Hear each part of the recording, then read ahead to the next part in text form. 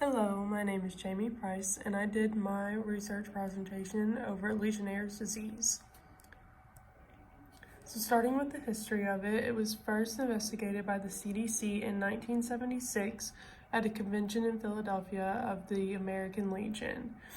Cases began to rise in the 2000s. The numbers grew from 2000 to 2014, and it is deadly for about 10,000 people, 10% of people, and then there was about 10,000 cases of it in 2018. Legionnaires' disease is a serious lung infection. It's a type of pneumonia. It is obtained from water droplets that are infected with the Legionella germs. It is obtained in pools from infected water systems. You can most commonly get it in hotels, long-term care facilities, hospitals, cruise ships, hot tubs, any type of places like that. The people that are at risk are adults that are 50 years and older, current and former smokers, people with chronic lung diseases, people with weak immune systems. Any type of underlying conditions is a serious factor for this and can cause more problems than just what the pneumonia causes. The signs and symptoms of it, if you have a mild form of it, is called Pontiac fever, because it was from Pontiac, Michigan, is where they first found this. It is a mild form of Legionnaire's disease. It starts out with fevers and chills and headaches and muscle aches. It starts before the Legionnaire's disease. It does not affect the lungs, and it usually clears up within 2 to 5 days if no progression. And the progression would be going to Legionnaire's disease. So with Legionnaire's disease, you start out, day one. Usually develops 2 to 10 days after exposure, so you want to be feeling it right away. But if you start feeling it, you'll start day one with headaches, muscle aches, fever of 104 or higher. Day 2 to 3 is cough with mucus and some blood, shortness of breath, chest pains, GI pain like vomiting, nausea, diarrhea, and then you can get confusion and mental changes. And if it becomes severe enough, you can get septic shock or acute kidney failure, and possibly death. How to diagnose it? Doctors would do cultures.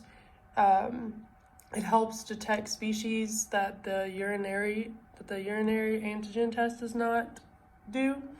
The urinary antigen test is the most common one, and it detects molecules of bacteria in the urine, the polymerase chain reaction, the direct fluorescent antibodies. The treatments that you are able to do are antibiotics is what they mainly just call for, not really a whole lot of other specific treatments for it. With the Pontiac fever, there's no reaction to antibodies, to antibiotics, so you will not need any treatment for that unless it progresses into Legionnaire's disease, since it cleans up so easily.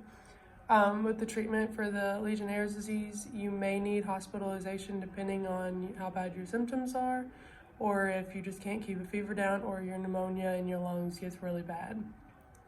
Mostly for the patient prognosis, it can cause death.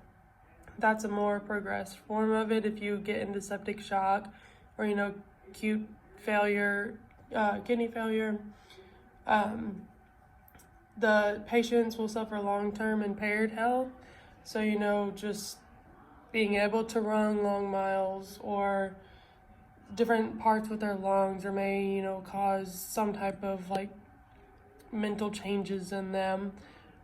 Fatigue, neurological symptoms, neuromuscular symptoms. So, your muscles aren't as good as they were, probably not as strong as you are.